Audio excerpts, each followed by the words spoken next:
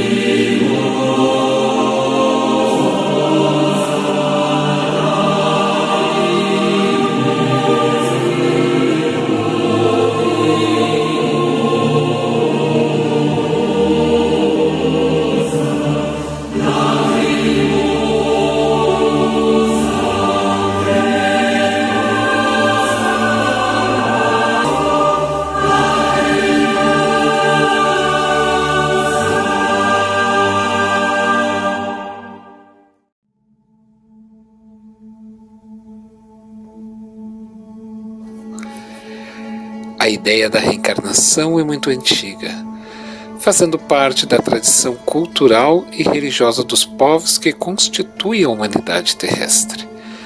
Confirmada por Jesus em seu diálogo com o fariseu Nicodemos: Na verdade te digo que aquele que não nascer de novo não poderá ver o reino de Deus.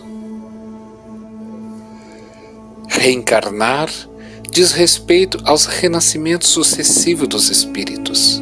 Assim, Deus impõe aos homens a encarnação com o fim de fazê-los chegar à perfeição.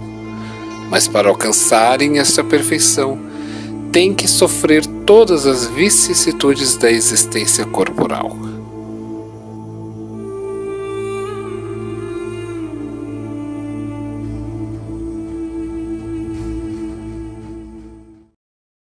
A encarnação tem ainda outra finalidade, a de pôr o espírito em condições de cumprir sua parte na obra da criação. Para executá-la, é que em cada mundo ele toma um instrumento, um corpo físico, em harmonia com a matéria essencial deste mundo, a fim de nele cumprir daquele ponto de vista as ordens de Deus, e desta forma é que contribui para a obra geral, onde ele próprio se adiantará.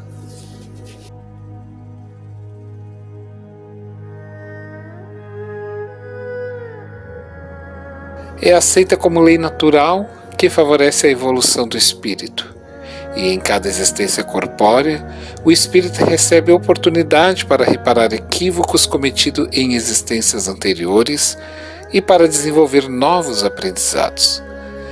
Cada reencarnação é precedida de um planejamento, que permite ao reencarnante renascer no meio propício e junto às pessoas onde se faz necessário desenvolver aprendizados e acertos espirituais.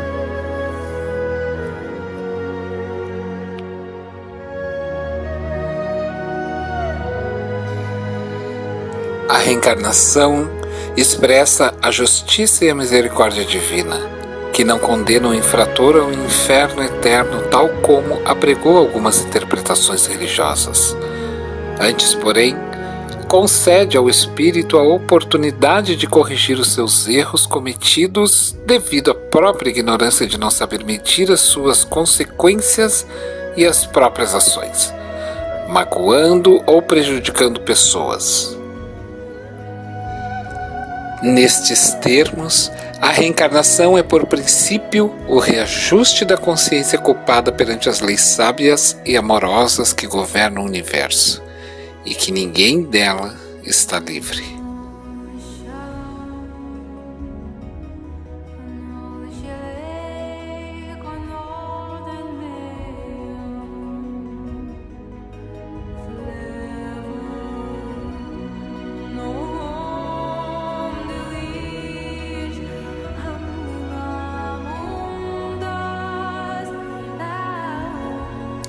É processo superior de aquisição de felicidade que está destinado a todas as criaturas.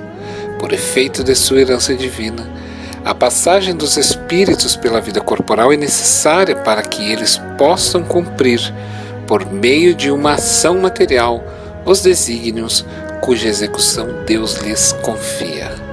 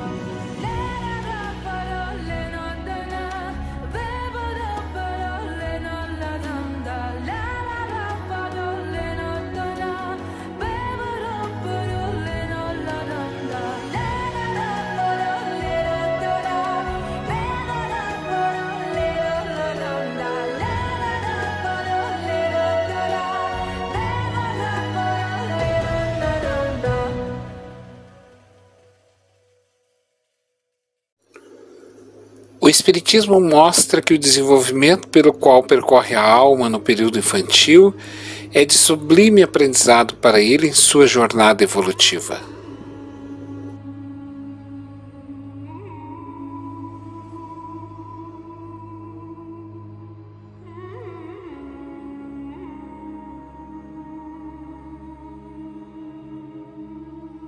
O espírito transita de uma para outra reencarnação.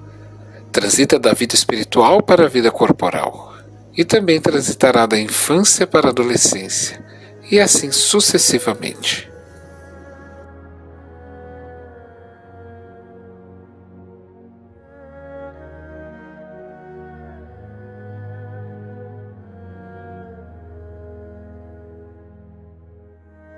O espírito vem de 2 traumas, ou 2 grandes mudanças. A primeira é a redução ou constrição do seu corpo perispiritual para ajustar-se ao novo corpo em formação no ventre materno, E o parto, onde todas as situações de conforto oferecidas pelo útero têm uma finalidade com o nascimento.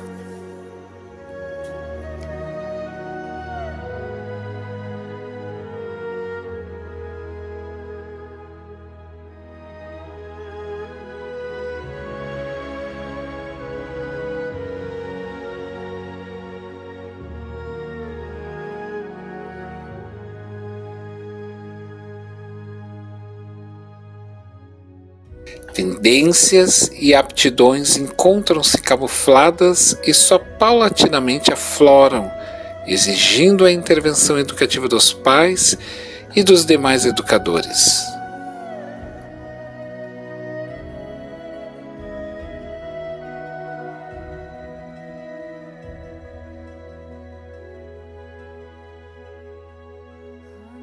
Decorrente da fragilidade, da graça, da beleza e das limitações próprias da infância, que despertam em nós o cuidado e a proteção e o carinho dos pais.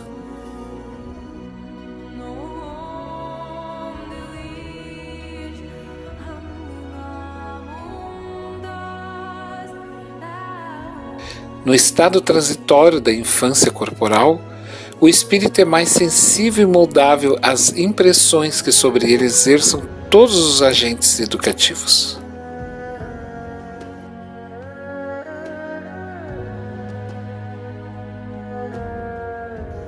Tudo o que se encontra oculto em termos de pendores positivos e negativos irá gradativamente aflorar e se confrontará com as influências benéficas ou não que o ser haja recebido nos primeiros anos de sua existência terrena. Os erros promovidos e viabilizados pela reencarnação assumem a forma de provas e de expiações, sempre de acordo com os erros cometidos no âmbito da aquisição moral e intelectual de cada sujeito. As provas são obstáculos naturais. Já as expiações são provas mais difíceis, dolorosas, a que o espírito se submete, decorrentes de um endividamento maior.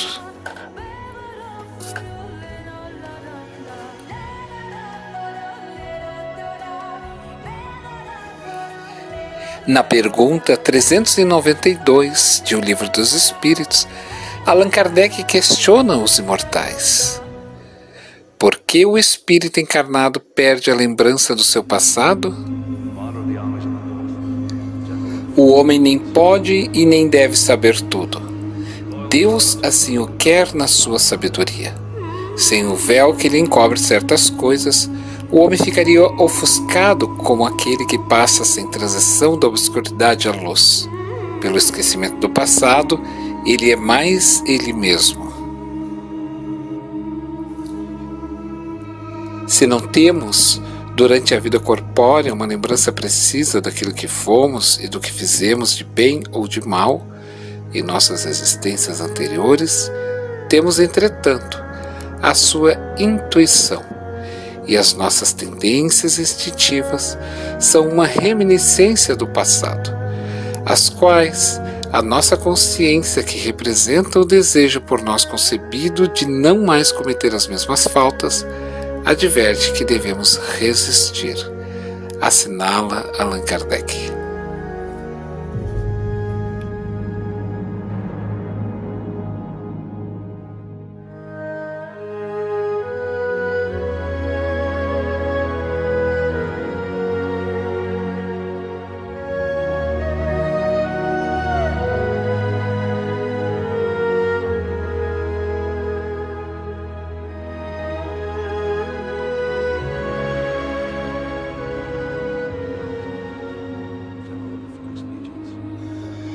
Chegando ao termo que a providência marcou para a sua vida de errante, o espírito escolhe por ele mesmo as provas às quais deseja submeter-se para apressar o seu adiantamento.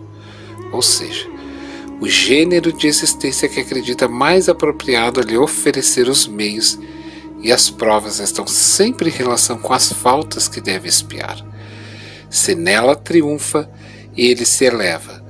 Se sucumbe, tem de recomeçar.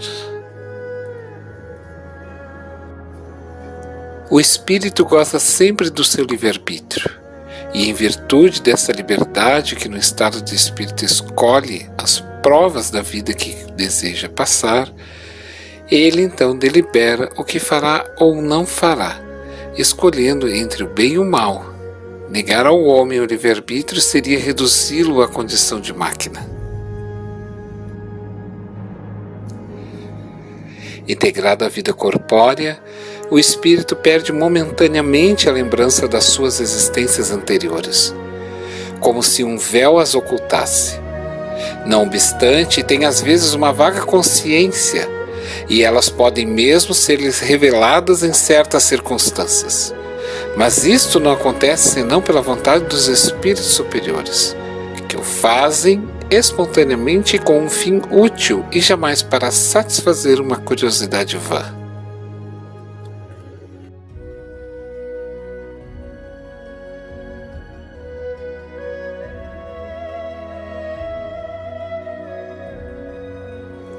O esquecimento das faltas cometidas não é obstáculo à melhoria do espírito, porque se ele não tem uma lembrança precisa, o conhecimento que delas teve no estado de errante e o desejo que concebeu de as reparar guiam-no pela intuição e lhe dão o pensamento de resistir ao mal. Este pensamento é a voz da consciência, secundada pelos espíritos que o assistem. Se ele atende às boas inspirações que estes lhe sugerem, então segue-lhe o caminho do bem.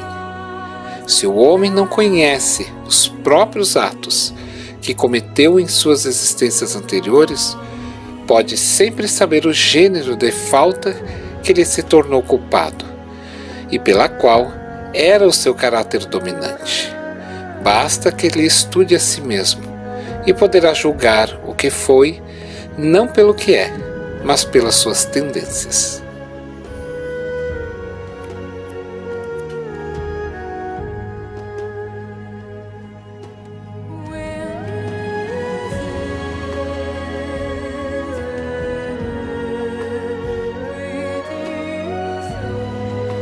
Somos seres pré-existentes e interexistentes, porque existimos antes e além das dimensões físicas, expandindo-nos em espírito no tempo e no espaço. A criança é um espírito reencarnado. Sua encarnação tem como projeto evoluir em direção a uma transcendência e uma evolução rumo a Deus.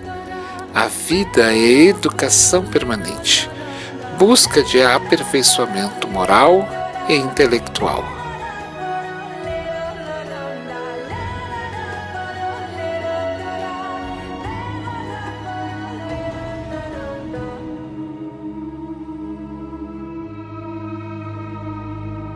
Em a obra Gênese de Allan Kardec, no capítulo 11, iremos encontrar uma descrição detalhada do processo da reencarnação do espírito. E este nos dá a ideia clara e precisa de que a vida começa desde a concepção. Algumas horas após a fecundação, isto é, entre 4 e 6 horas, o espírito se liga pelos laços perispirituais ao corpo que vai se formar. Portanto, interromper a vida do futuro bebê é crime, pois impede que o espírito reencarnante volte à Terra para progredir.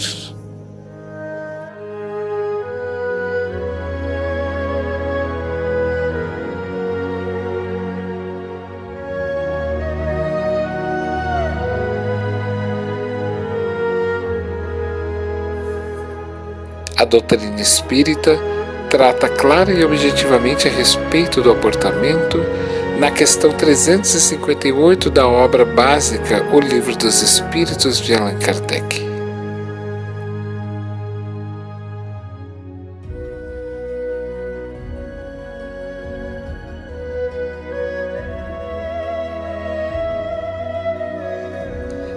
As ciências contemporâneas, por meio de diversas contribuições, vem confirmando a visão espírita acerca do momento em que a vida humana se inicia. A doutrina espírita firma essa certeza definitiva, estabelecendo uma ponte entre o mundo físico e o mundo espiritual, quando oferece registros de que o ser é pré-existente à morte biológica. A tese da reencarnação, que o Espiritismo apresenta como eixo fundamental para se compreender a vida e o homem em sua amplitude, hoje é objeto de estudo de outras disciplinas do conhecimento humano, e que, através de evidências científicas, confirmam a síntese filosófica do Espiritismo: nascer, morrer, renascer ainda e progredir sempre, tal é a lei. Assim, não se pode conceber o estudo do abortamento sem considerar o princípio da reencarnação, que a parapsicologia também aborda ao analisar as memórias extracerebrais, ou seja, a capacidade que algumas pessoas têm de lembrar espontaneamente de fatos com elas ocorridos antes do seu nascimento. Dentro da lei do renascimento, se estrutura ainda a terapia regressiva a vivências passadas, que a psicologia e a psiquiatria utilizam no tratamento de traumas psicológicos originários de outras existências, inclusive em pacientes que estiveram envolvidos na prática do aborto. O procedimento abortivo é moral somente numa circunstância, segundo o Livro dos Espíritos, quando na questão 359 é respondida pelos espíritos superiores ao eminente Allan Kardec.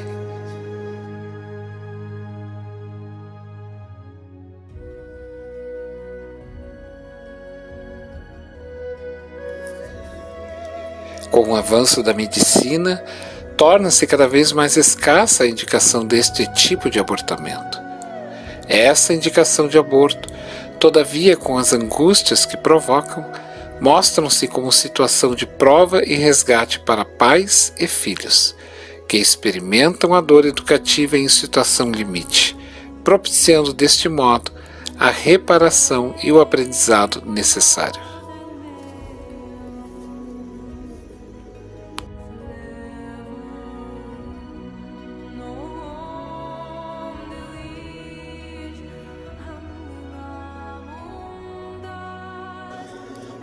Justo é se perguntar se foi a criança que cometeu o crime. Por que imputar-lhe responsabilidades por um delito no qual não tomou parte? Portanto, mesmo quando uma gestação decorre de uma violência, como a de um estupro, a posição espírita é absolutamente contrária à proposta do aborto, ainda que haja respaldo na legislação humana.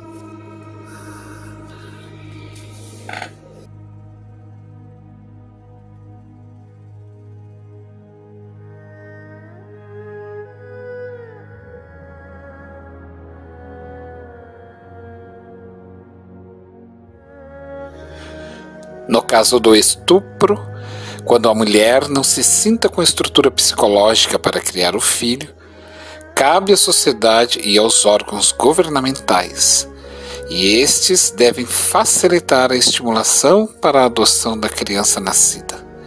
Ao invés de promover a sua morte legal, o direito à vida está naturalmente acima do ilusório conforto psicológico da mulher.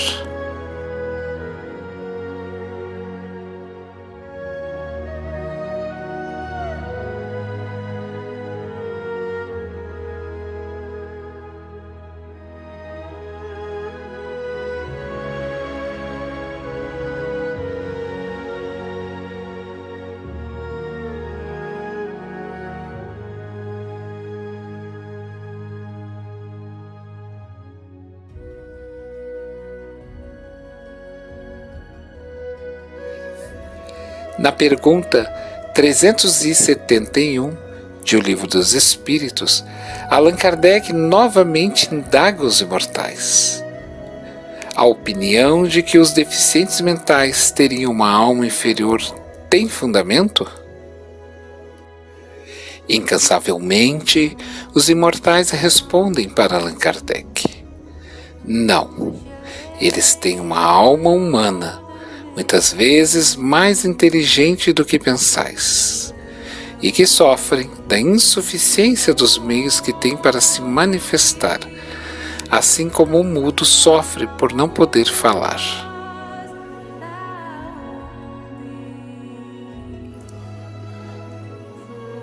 Mas qual o objetivo da providência ao criar seres infelizes como os loucos e os deficientes mentais?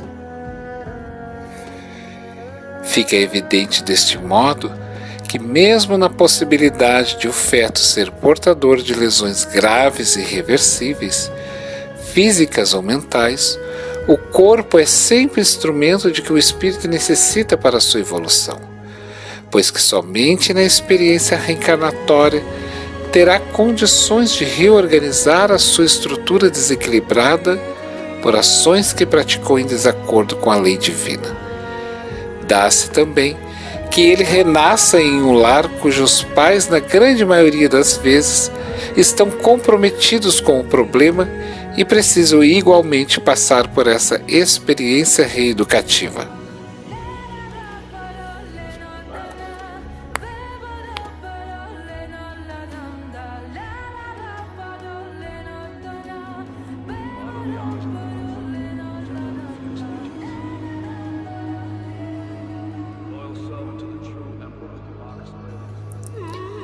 Esse aspecto é abordado em O Livro dos Espíritos, na questão 687 por Allan Kardec, aos imortais.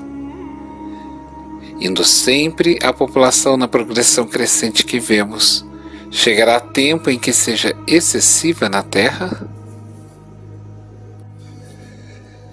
Não, Deus a isso provê e mantém sempre o equilíbrio. Ele coisa alguma inútil faz. O homem que apenas vê um canto do quadro da natureza não pode julgar da harmonia do conjunto.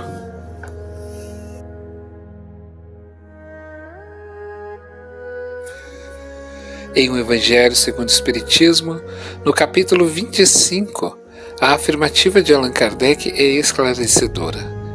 A terra produzirá o suficiente para alimentar a todos os seus habitantes, quando os homens souberem administrar segundo as leis de justiça, de caridade e de amor ao próximo, os bens que ela dá.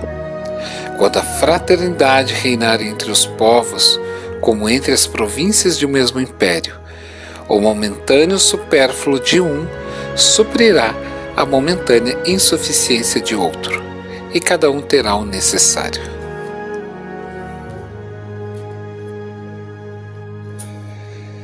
Convém destacar ainda que o homem não é apenas um consumidor, mas também um produtor, um agente multiplicador dos recursos naturais, dominando neste trabalho uma tecnologia cada vez mais aprimorada.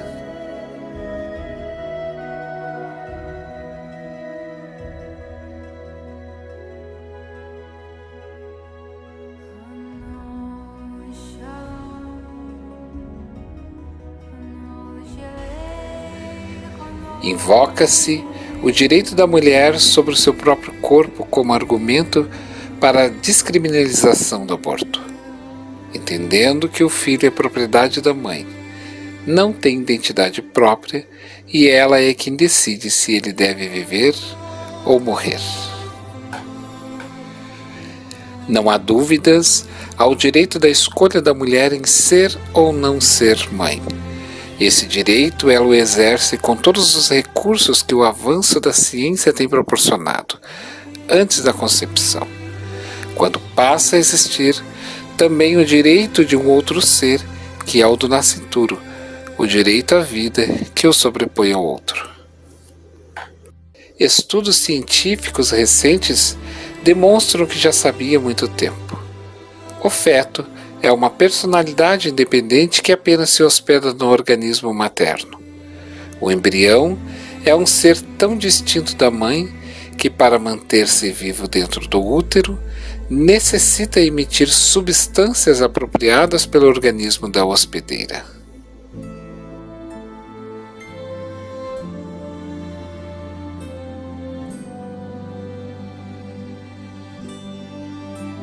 Após o abortamento, mesmo quando acobertado pela legislação humana, o espírito rejeitado pode voltar-se contra a mãe e todos aqueles que se envolveram na interrupção da gravidez.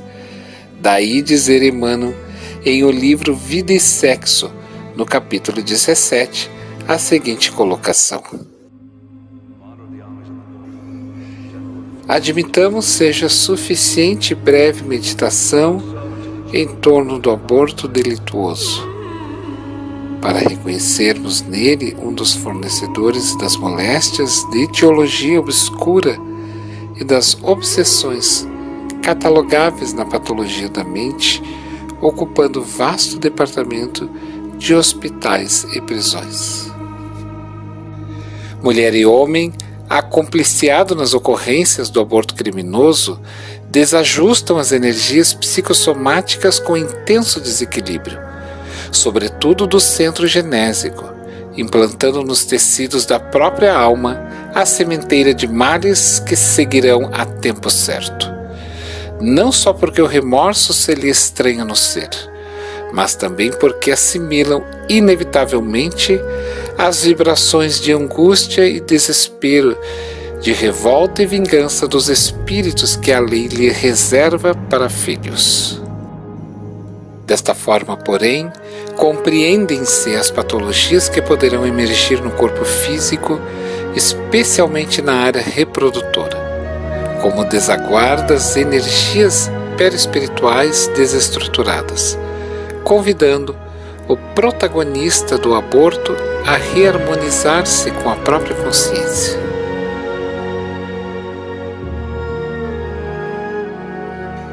No reajuste ante a queda moral pela prática do aborto, não se busca condenar ninguém.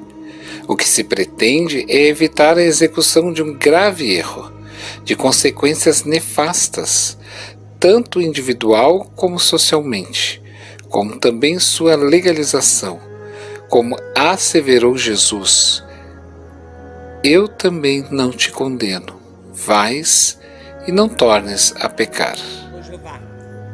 Não importa.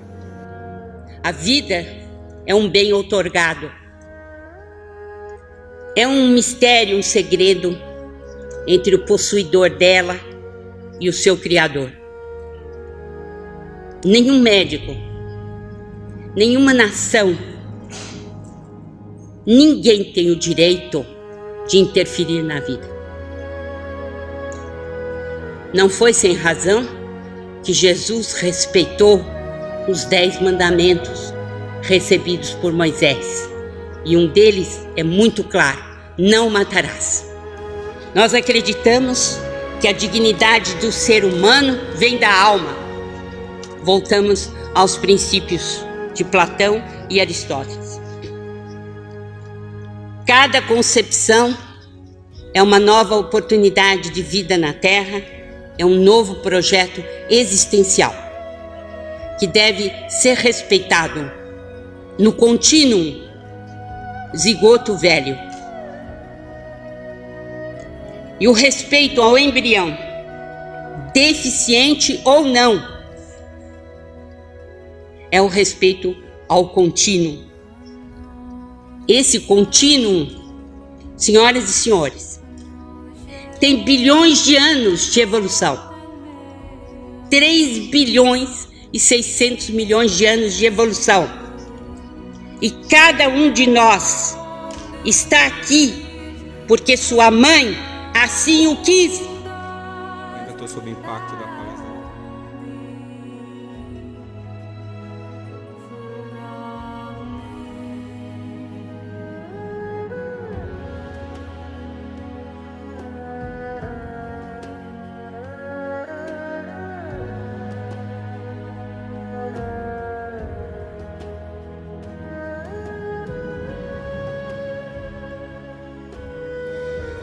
No livro citado, na página 126, irá nos relatar doutora Marlene Nobre.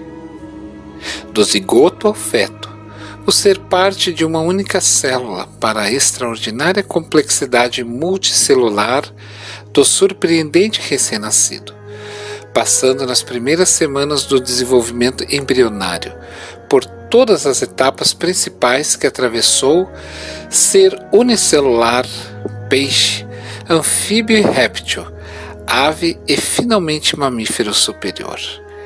É preciso que fique claro que, à luz da revelação espírita, a revolução do ser se processa nos dois planos, físicos e extrafísico, em obediência a um planejamento inteligente.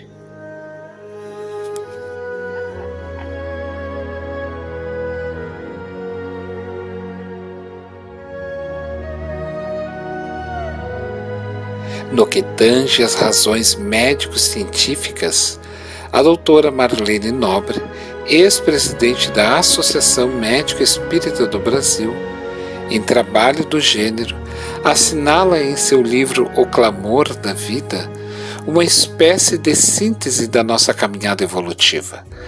Desde o princípio, através dos ciclos planetários, até o advento da razão, ascende a cifra ciclópica de 3 bilhões e 800 milhões de anos. Segundo os dados da ciência, acrescenta depois que o zigoto ou célula-ovo, depois de fertilizados, estão os germes de sua evolução fisiológica, até que ocorra o nascimento, repetindo na sua gestação, por via da ontogênese, todas as suas evoluções filogenéticas de bilhões de anos. Daí poder afirmar-se que a ontogênese recapitula a filogênese.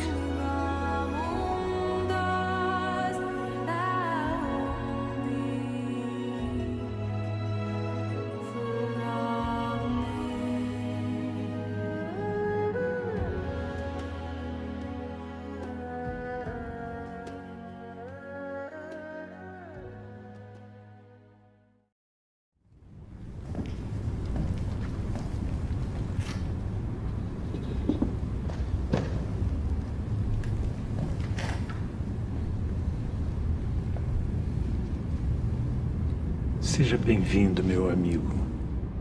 Não sou teu amigo.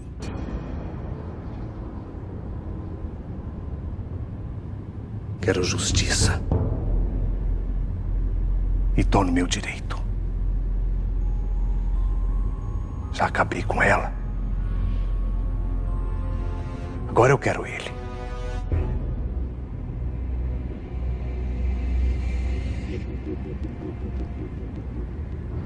E você tá me atrapalhando.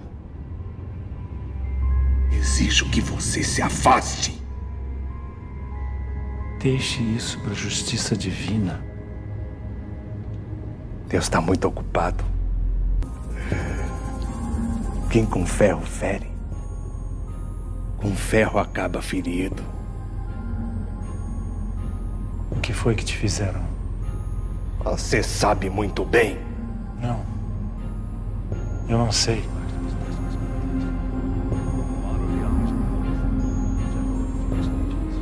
Não me deixaram nascer.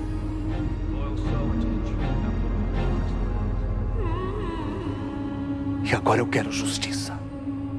A proposta de recuperação e reajuste que o Espiritismo oferece é de abandonar o culto ao remorso imobilizador, a culpa autodestrutiva e a ilusória busca de amparo na legislação humana, procurando a reparação mediante a reelaboração do conteúdo traumático e o novo direcionamento na ação comportamental, o que promoverá a liberação da consciência através do trabalho no bem, na prática da caridade e da dedicação ao próximo necessitado, capazes de edificar a vida em todas as suas dimensões. Proteger e dignificar a vida, seja do embrião, seja da mulher, é compromisso de todos os que despertaram para a compreensão maior da existência do ser. Agindo assim, evitam-se todas as consequências infelizes que o aborto desencadeia, mesmo acobertado por uma legislação ilusória. O amor cobre a multidão de pecados, nos ensina o apóstolo Pedro. Bezerra de Menezes, considerado médico dos pobres, nos assevera em sua mensagem pelo médio de Valdo Pereira Franco, no encerramento da reunião do Conselho Federativo Nacional, em 7 de novembro de 1993, referindo-se à campanha em defesa da vida, lançada pela Federação Espírita daquele mesmo ano. A vida, diz-nos ele, sobre qualquer aspecto considerada, é dádiva de Deus que ninguém pode perturbar. Todos os seres sencientes desenvolvem um programa na escala da evolução, demandando a plenitude e a perfeição que lhe é a meta final. Preservar a vida em todas as suas expressões é dever inalienável que assume a consciência humana no próprio desenvolvimento da sua evolução. Não temamos nunca, afirma-nos Bezerra de Menezes. Estejamos unidos na defesa da vida em uma família espiritual digna, suportando reveses e incompreensões. Ser espírita hoje é o mesmo que ter sido cristão ontem. Tem vida sim, afirma-nos Joana de Ângeles, embora em padrões diferentes dos considerados normais pelo conhecimento genético atual. E quando a humanidade mata o feto, prepara-se para outros hediondos crimes que a cultura, a ética e a civilização já deveriam ter eliminado do vasto processo do crescimento intelecto-moral. E doloroso karma passarão aqueles que deixaram-se levar pelo ato ignóbil.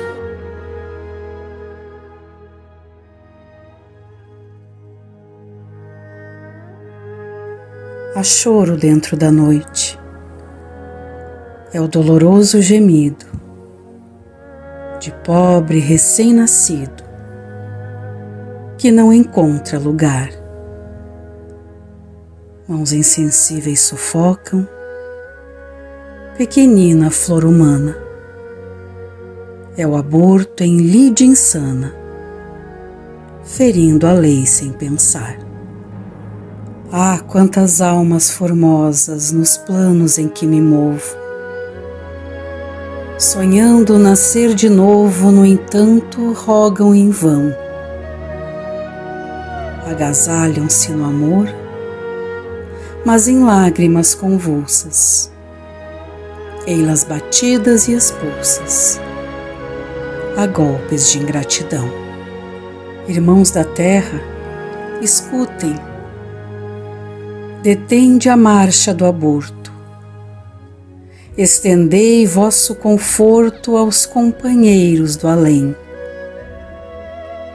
Cada criança que surge, mesmo entre rudes labéus, é uma esperança dos céus para a vitória do bem.